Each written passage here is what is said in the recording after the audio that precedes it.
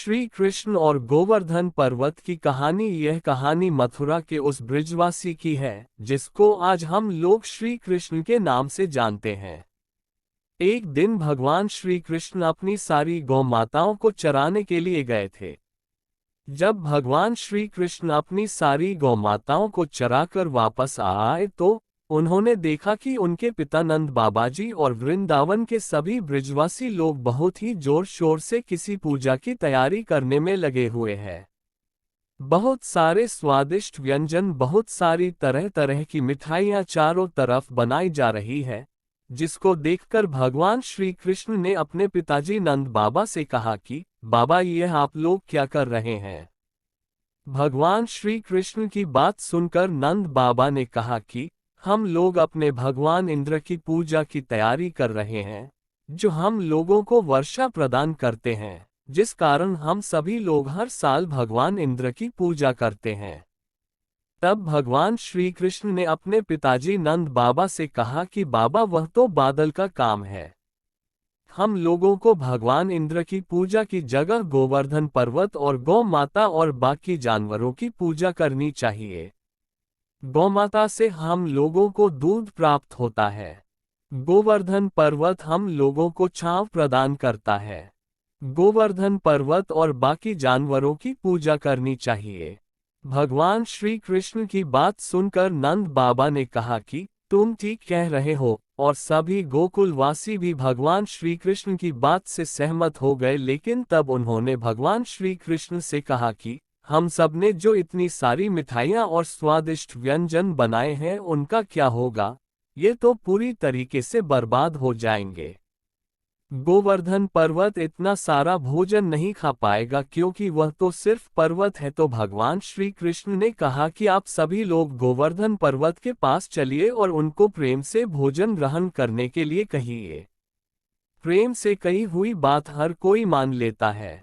जिसके बाद सभी गोकुल के निवासी और नंद बाबा सभी लोग गोवर्धन पर्वत की तरफ चल दिए। वहां पहुंचकर उन्होंने गोवर्धन पर्वत का आवाहन किया और उनकी पूजा करना शुरू कर दिया।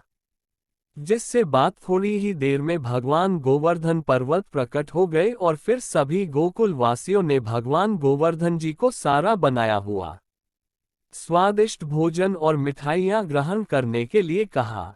जिसके बाद गोवर्धन जी ने सभी स्वादिष्ट व्यंजन को खा लिया।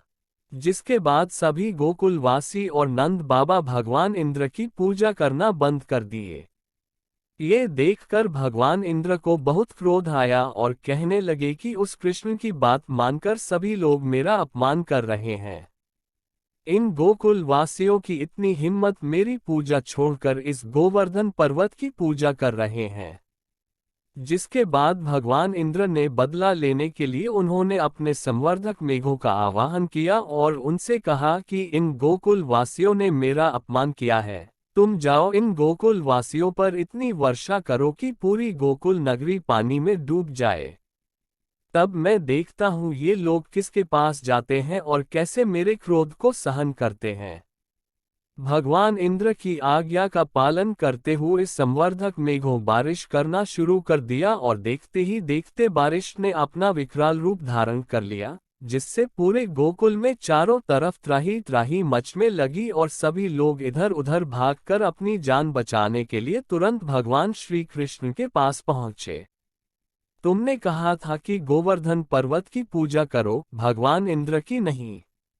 अब देखो, भगवान इंद्र हम लोगों से क्रोधित हो गए हैं और वह हमसे बदला ले रहे हैं। अब हम लोगों को उनके को से कोई नहीं बचा सकता है।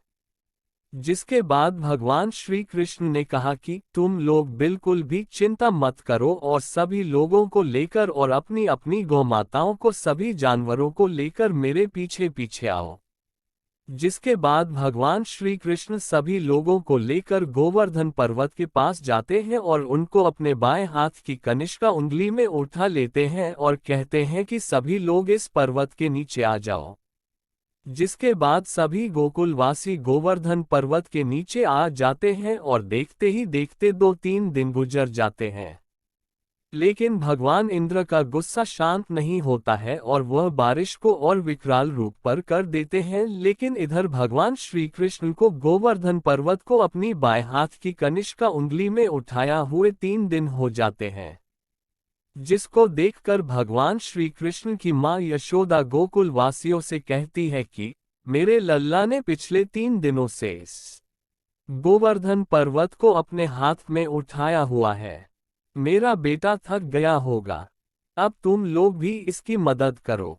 इसके बाद सभी गोकुलवासी अपनी अपनी लाठी गोवर्धन पर्वत से टिका देते हैं और कहने लगते हैं, देखो कृष्ण, हम तुम्हारी मदद कर रहे हैं। अब तुम ये मत कहना कि हम लोगों ने तुम्हारी मदद नहीं की, लेकिन तुम हमको ये बताओ कि तुमने इस गोवर्धन पर्वत को अपनी उंगली पर कैसे उठा लिया है। जिसको सुनकर भगवान श्री कृष्ण मुस्कुराने लगते हैं और कहते हैं, ये तो मेरे माखन खाने का नतीजा है जिससे मुझे ताकत मिलती है। ये सुनकर सभी गोकुलवासी भी मुस्कुराने लगते हैं। इधर भगवान इंद्र अपनी पूरी कोशिश कर लेते हैं, लेकिन भगवान श्री कृष्ण और गोकुल वासियों को कोई हानि नहीं पहुंचा पाते। जिसके बाद उनको ये समझ में आ जाता है कि कृष्ण कोई साधारण बालक नहीं है और वह तुरंत भगवान श्री कृष्ण की शरण में आ जाते हैं और माफी मांगने लगते हैं। भगवान श्री कृष्ण भगवान इंद्र को माफ कर देते हैं और कहते हैं, आज के बाद तुम कभी भी गोकुल वासियों को परेशान नहीं करोगे। जिसके बाद भगवान इंद्र वहां से चले जाते हैं। बारिश के बंद होने के बाद भगवान श्री कृष्ण सभी को गोवर्धन पर्वत से बाहर निकालकर पर्वत को वापस अपनी जगह रख देते हैं और वापस गोकुल में जाने लगते हैं। लेकिन जब गोकुल पहुंचकर सभी गोकुलवासी गोकुल की तरफ देखते हैं तो बहुत आश्चर्यचकित हो जाते हैं और भगवान श्री कृष्ण से कहते हैं कि इंद्र ने तो इतनी वर्षा की थी, लेकिन यहाँ पर पानी की एक बूंद भी नजर नहीं आ रही है, ये कैसे हो गया। तब भगवान कृष्ण मुस्कुराकर सभी गोकुल वासियों से कहते हैं कि तुमने गोवर्धन पर्वत को स्वादिष्ट व्यंजन खिलाए थे, तुमने उनको पानी नहीं पिलाया था। इसके बाद सभी गोकुलवासी कहते हैं, नहीं, हम लोग तो भूल ही गए थे। भगवान श्री कृष्ण कहते हैं, इतना सारा भोजन करने के बाद जाहिर सी बात है कि प्यास तो लगेगी ही, जिसके लिए गोवर्धन पर्वत सारा पानी पी लिया और सभी लोग वापस जाकर अपने घरों में आनंद से रहने लगते हैं। भगवान श्री कृष्ण ने इंद्र भगवान का अहंकार तोड़ा था, जिसके कारण इंद्र भगवान ने भगवान श्री कृष्ण को एक नए नाम से नवाजा था, जो गोविंद था। जिसके बाद पूरे संसार में भगवान कृष्ण का ये नाम प्रसिद्ध हो गया।